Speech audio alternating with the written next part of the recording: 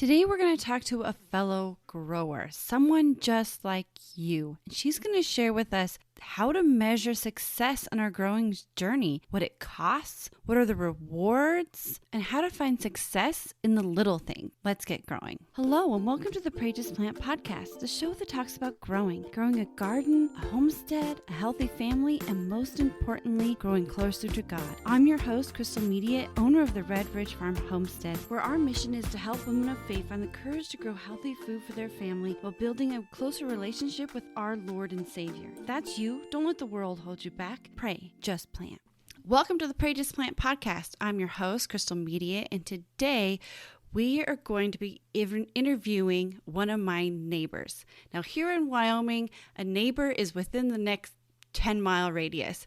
So she may not be right next to me, but she still is a neighbor. And we're going to talk to her about her growing journey. So let me introduce you to Theresa Shaw from the Shiloh Valley Farm. Hello, Theresa. How are you? I'm good, Crystal. How are you? Good. Would you introduce yourself? Yes, I am Theresa Shaw, and I am the owner-operator of Shiloh Valley Family Farm here in Sheridan, Wyoming. I farm with my family, my husband, and our 4 children, and we have a diversified farm with several species of livestock and also some growing plants, orchard, berries, and then a garden. Would you describe, your growing journey? Like, what do you do? Do you grow a garden, a homestead? What are the things you do? It would actually probably be easier to say what we don't do. That's how much we've got going on here. We really do a little bit of everything. We have a pretty extensive orchard. It's young. It's only about 5 years old. We have apples, pears, plums, cherries. I'm experimenting with sweet cherries this year, which aren't supposed to grow very well in our climate, but I like to experiment, so we're going to do that. Recently planted raspberry and strawberry patches. We do an annual garden, particularly my son. His project, he just loves pumpkins and winter squash. They're just fun looking and everything like that. That's kind of a focus of what we do for that outside of our own family needs. And then we have several different species of livestock for our home use. And then we also sell meat and eggs. She's in zone 4, so just be aware of that. And so what kind of animals do you grow and sell? The first thing that we have, kind of our biggest thing really, is we raise Berkshire pigs, pastured Berkshire pigs. And probably our second most popular thing that we raise are eggs from pastured chickens.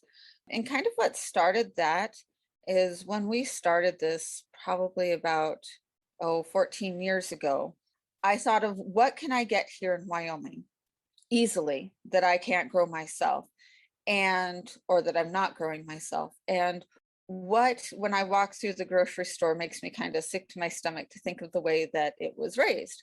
We don't have a lot of pigs raised here in Sheridan, Wyoming.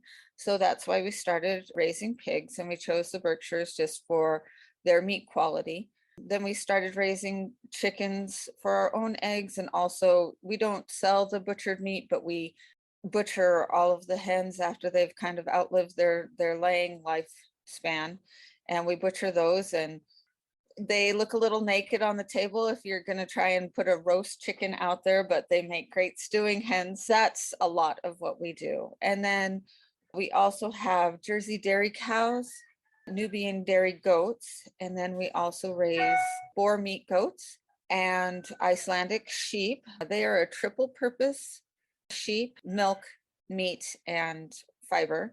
And we've done stuff with the meat and the fiber. We have not yet started milking them.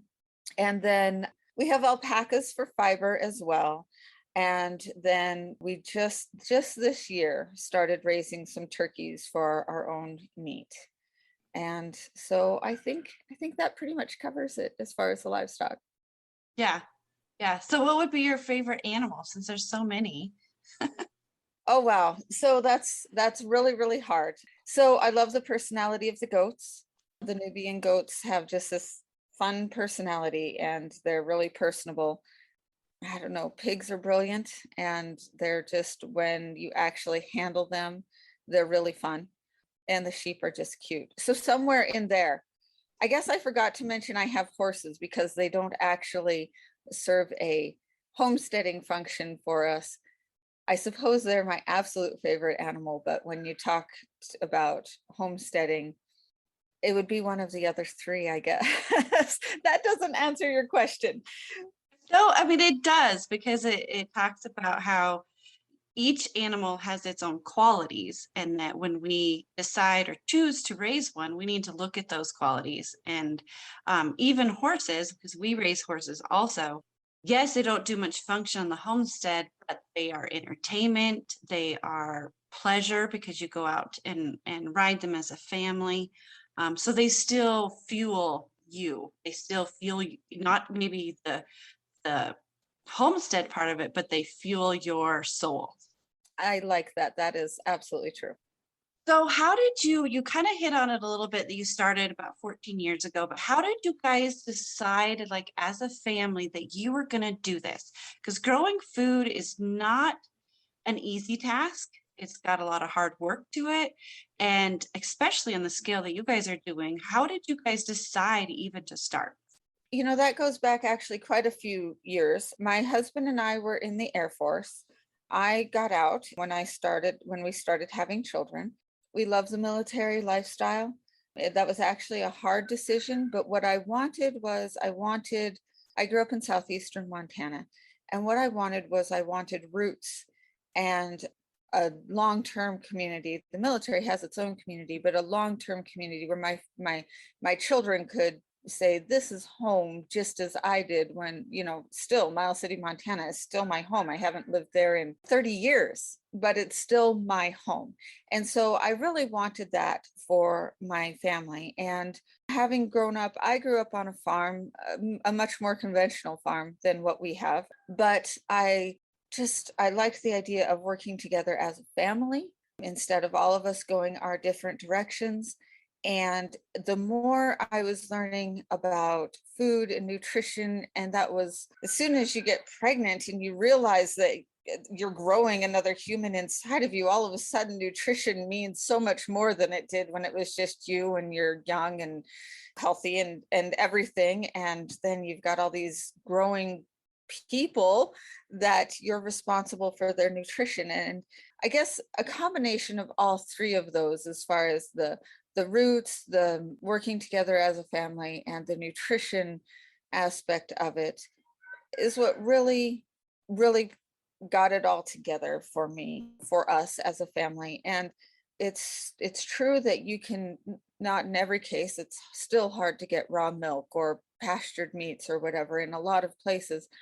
But even if you could buy all those things, it was just kind of my nature to want to do. We're a very hands-on family. We just like to do things. And so that kind of inspired us to, rather than searching out just the best food, was to try and produce the best food. After that, well, there's always going to be extra. And so you start dabbling in selling the extra. And again, when you want to work together as a family, well, you actually have to make an income. And so it kind of just expanded from there into an actual local farm business. Wow. Yes. Yes. And it's so true. I mean, even though sometimes we can locally source, which is the best option to go with if you are trying to improve the healthy food that you're choosing to eat, if you're in the right situation to start growing your own, it's rewarding also. Mhm. Again, yeah, I agree. It's worth the cost. I know that the prices that we charge are costs, but I also know we're not getting rich. I know the real cost of the food, but I also know, and this is, probably outside the scope of this, that in our economy, really good food is outside of the reach of a lot of people. And I think that that's sad and tragic. And so, for the people who do have the ability, and I think we all have the ability to some degree, even if it's just a tomato plant on our windowsill or some fresh herbs, a lot of places are allowing chickens in the backyard. I feel like for so many people, even just a little bit is really within their reach to be able to raise their own food, and it's healthier, and like you said, it's rewarding. I think we were created to get our hands in the dirt. And I agree with you. It's very rewarding to do that, no matter on how small of a scale. Yes, very true. I mean, you can start, like you said, with that tomato plant on your counter and buying locally. And I think the price, even though we see it as more expensive, we need to understand, because you kind of hit on that too. And so when we go to the grocery store and we see cheap, that price equals what we're getting. We need to see that even though it is what we're used to eating, and when we do try to go to eat more healthy, we need to see that the reason that is more healthy and the reason it is more price is because that food is more. It has more. It is better for you. And if you don't want a cookie cutter pork that goes through the mechanics, bred a certain way to be in that cookie cutter idea, we need to reach out to someone like you who has something that is grown locally, especially for me, but for you guys in another place, that's going to give you more nutrients, going to give you more local nutrients. And the price is still not going to equal what true value you are getting from that produce, from that meat from your local area. You may think it's more, but you're getting so much more from that good food. Would you agree? I absolutely do. I had a conversation with a woman many years ago, and again, I completely understand her situation. And she said, well, and at the time, our eggs were only $4 a dozen, and now they're 6. And again, we're still not getting rich on our eggs. I just want to assure everybody of that. But, and she said, well, the problem is that for the price of a dozen of your eggs, I can buy 3 or 4 boxes of cheap macaroni and cheese and put that on the table for my kids. And I get it. I do understand. You're looking, and you have to feed your family, you have to feed yourself. And yet the nutrition, eggs just happen to be a very an example of a very economical, high value, nutrition value food. And I said, but for the same price, you could make up some scrambled eggs or something and just getting so much more nutrition. It doesn't look like it, but I think that it's hard to get out of that mindset too, of seeing the value and of recognizing its value. But I understand too, that's really hard when you're on a tight budget and you're just trying to feed your family. And so it's something that we really have to work through, and it's something that I'm always trying to help people. And I see you doing it as well. You can take a ham hock, which is a relatively cheap cut of meat, no matter how high quality the pork is. You put that in with some beans, and you have a relatively inexpensive but really high nutrition meal. But it's hard for us because we're not used to eating that way. And it's a challenge. It is. And that's why it's so important to really reach out to your local farmers, understand instead of bulking at the price, really reach out to them and figure out why that price is there. Sometimes it's because they're doing things way beyond that is improving that food that you would just be shocked. I know we just here at the farm switched to no soy, and that was something that took us a while to do, but that's just something that we've decided to do. And it's another step. So we have to look at those costs as well. But the most important thing is you just need to start small. If you're going to be slowly changing into local food, start with just a dozen eggs and go from there and then see where you could go with it. Absolutely. So, walk me through a typical day in your growing journey. The day starts with chores, of course. Something that my kids have learned from a young age is that the animals eat before we do, because they can't not all of them anyway, can go out and get their own food. That's our responsibility when you take them on.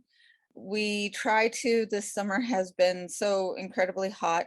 You try to start out early in the morning.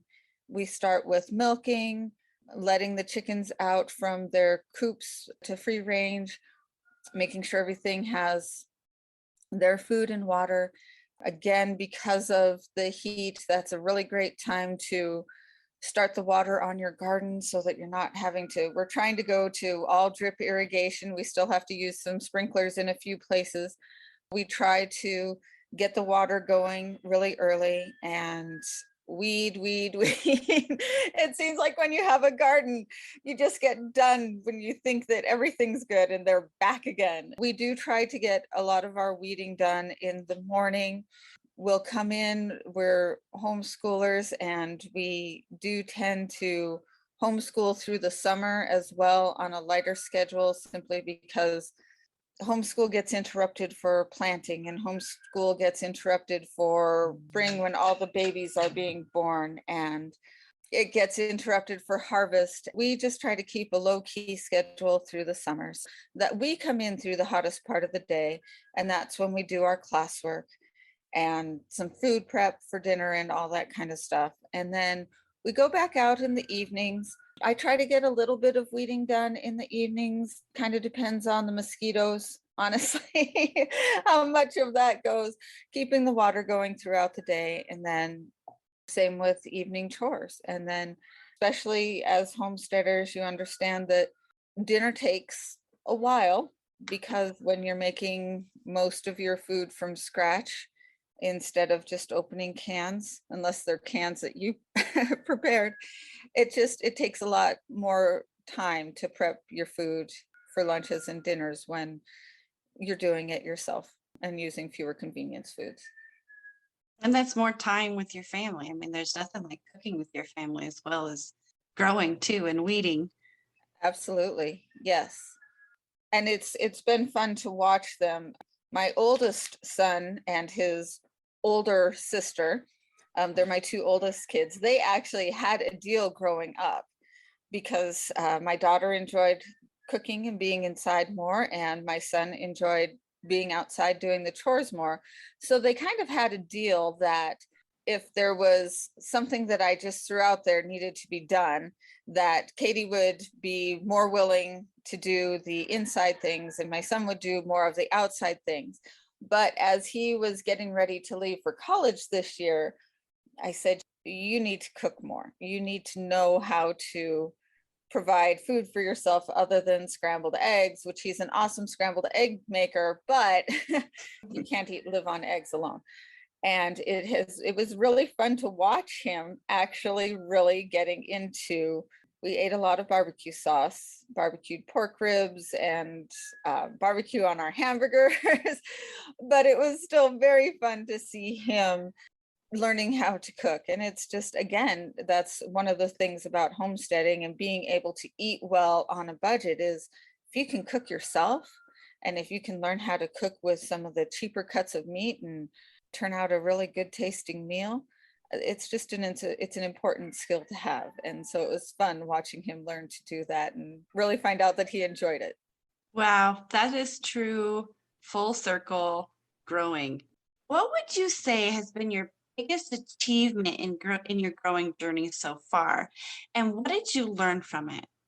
You know, I think what I am most proud of is two things. I guess now that I'm thinking about it, there are two things. One, what I love about our farm, it's not necessarily possible for everyone, but what I love about our farm is the fact that it's diversified. And so you see kind of this circle of life. So we raise some of our chickens in the orchard so that they're keeping down bugs and eating any fallen fruit that might, so that it could break the disease cycle.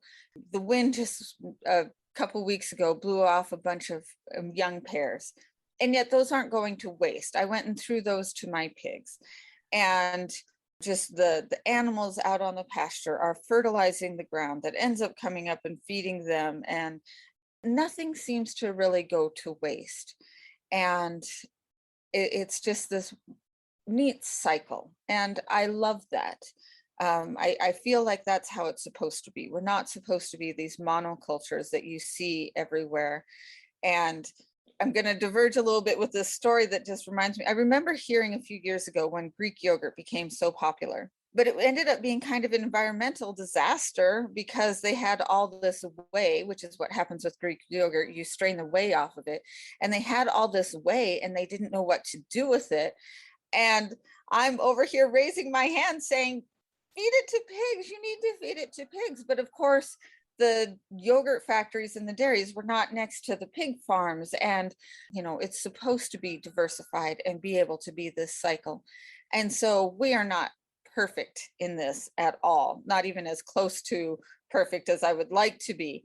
But just seeing even the beginnings of that, or the little bits of that we're successful about, that's what I really enjoy. And then I guess the other thing would be, and it goes back to family and just skills.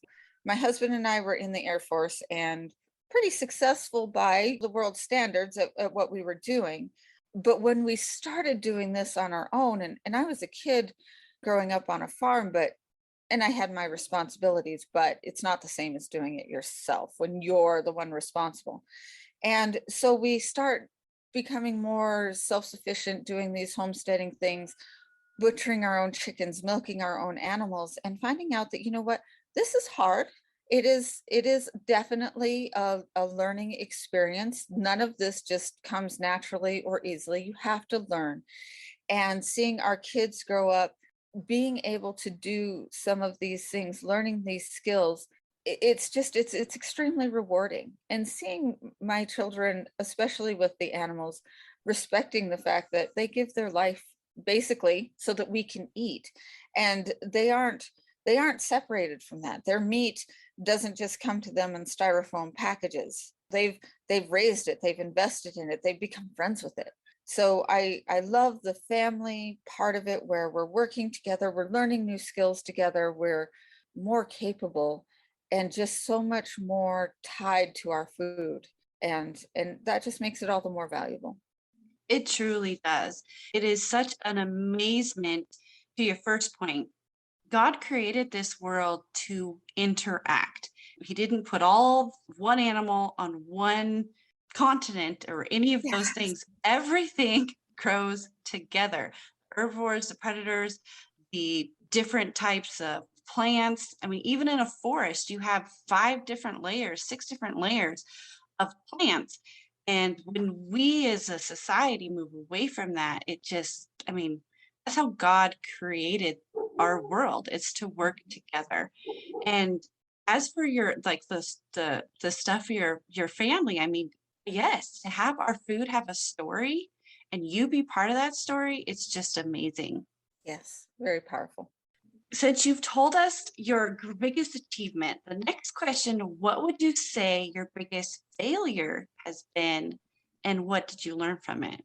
My biggest failure is actually very much tied to my biggest achievement. And that is, I have a tendency to bite off too much. I am a perfectionist and I see how things should be, and I am very impatient to get to that. What I have found is that biting off too much, it's been hard on me. It's been hard on just my family to some degree. And really, when you bite off too much, you are not able to take as good of care of what you have as you should or want to. My husband likes to say that our greatest virtues are also oftentimes our greatest vices. And that is definitely true with me. What I have learned is that I am, in fact, only human and can only do so much. So, in making this diversified, sustainable farm, I moved too fast, I think, and just bit off more than we could really handle. I'm learning to small up, if you know what I mean, and get back to what I can handle. Okay. Would you mind giving us an example of that? Chickens are a great example. I recognize with our chickens We kind of came to a point where we thought, okay, so at first we thought, and this is what we were reading, is that you need to butcher your chickens, let them have basically 2 laying seasons, and then it's not really financially viable to keep them longer than that. And so at first we tried doing that, and then we just felt like it was a little bit wasteful. Yes, we have to make a profit, but that's not the only reason we're doing this. And so we just felt that the chickens can go a year or 2 longer and they're still laying enough. We're still buying new chicks every year, but maybe not as many. And I don't know how to, when I say wasteful, I'm not just talking financially, I'm talking about kind of the life of the chicken. They still had another good year or 2 with them. Our eggs are extremely popular in town. We eat a lot of them. We can sell a lot of them. We started developing this kind of 3-year system with the chickens.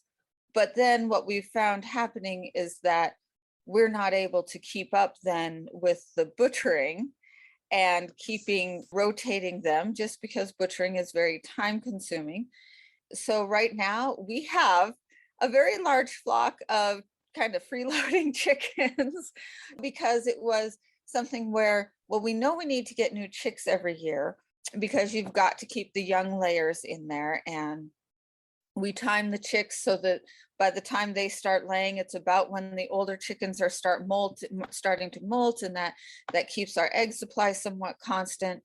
But then we were just getting behind because we had more chickens than we could really process in a year, because we also had so many other things going on. If we were only raising egg laying chickens, then it probably would have been fine. But we also had other things going on. I found that right now we're just really behind on butchering chickens. It was just, we took on more because the egg business was successful. I think we took on more than we could really manage at the time. Okay, thank you. I mean, that's a great story on different viewpoints, taking different looks at how different farms are doing it, and then figuring out what works for you. I mean, Sure. sometimes a lot of us, including myself, especially when I first started gardening, I would read gardening book after gardening book, and I wanted my garden to look exactly like it did in that book. Yes, And it's not going to. It's going to have to look how your family can, one, handle it. And number two, your land is different. It's going to be how you're going to be able to function and deal with whatever you're choosing to grow. yeah, absolutely. It's a joke around here that in January, when the seed catalogs come, it's always seems so much easier to manage your garden than it does when, say, in May, you're planting the hundreds of strawberry plants you ordered in January, or in August when you're having to weed all these garden beds. It seemed like such a great idea in the spring. And so starting small, I think, is just only increasing as you feel. You never feel 100% confident in what you're doing. This is not a game that is really confidence inducing. There's so much to learn. But as you feel maybe, we'll say, comfortable, then it's the time to kind of expand. Yes, because even like next year can be completely different. This year we could figure out. Last year I had a blossom rot problem and I got that figured out. And now I'm having a weed problem because I just don't have time to get out there and get it done. But Yep. the bindweed is just awful this year. I don't know if it's just that the year, the temperatures or whatever, but yeah, I mean, we have to evolve, but also, yeah, wait to feel that comfortable before we go and add something new. And there's no reason, there's no worry in starting slow. Right.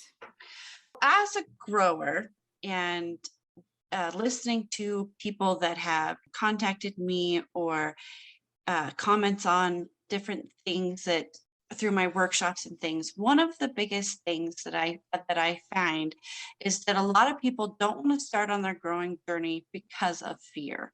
What was the number one fear that kept you guys from getting started with either getting started to begin with or getting started with adding a new animal or anything? in your growing journey? I've thought about this. My personality is a little bit different in that fear was never a part of it. I am a jump in with both feet and sink or swim sort of person. And so fear was never a big thing with me. In fact, if fear was a bigger thing, maybe I wouldn't be dealing with some degree of overwhelm right now. Yeah, so that just isn't really a part of my personality. And so again, yeah, I just kind of jumped in, and with the confidence that I have, my family was all in as well because they were just sure we could do it. And so that's kind of where we're at as far as that's concerned, is, and I guess what I would say, I understand that not everyone has that same personality as I do, but what's the worst that can happen? You fail. And so you fail. Your first tomato crop is not good, or whatever. There's nothing wrong with failure. And in fact, everybody does. And so I would say, yeah, just jump in, because the worst that can happen is that you can fail, and you fail and then you try again next year. My kids know this. They are the ones who kind of initiated this conversation. And I knew that they were true farmers when something that we did, some crop we had or something, failed, and they just said, well, next year will be better. That's kind of the farmer's mantra, I think. And so, yeah, jump in, because the worst that can happen is you fail, and you got to pick yourself back up and try again next year. Even out of failures, you can find something. Maybe you've learned something. Maybe you can make something new. Maybe the tomatoes didn't turn into pasta sauce, but maybe they went to the chickens and turned into eggs. So I have really enjoyed talking to you, and I even have learned so much about you and your story and all the encouragement. I know when we first started really diving into homesteading, you were someone that I know I asked you lots of questions, especially about goats. And I want to thank you for doing that for me and my family and sharing with us today. But I do want to support you. I know as homesteaders, and like you said, farmers, we need to make, if we want to be home together, we need to make us, we have to have a side hustle. So how can we support your business? Well, we are at the Landon's Farmers Market on Saturday mornings for any local folks. So we're always happy to have people come down and try our food. I think that if you've not had local food before, that you will be pleasantly surprised at. It's not good enough to just be healthy. It has to be delicious too. Otherwise, why bother? And so I think that people, whether you're here local or you're going to your own farmers market, it's fantastic to support your local growers. It supports your local economy. It's better environmentally.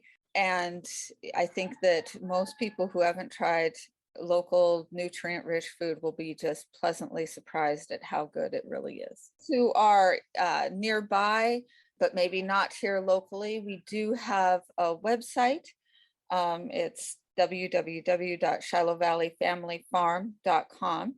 And we do have folks who order pigs or lamb and drive to come get it. We can take orders for whole animals and or even individual cuts. And we do have people who drive to come pick that good meat up.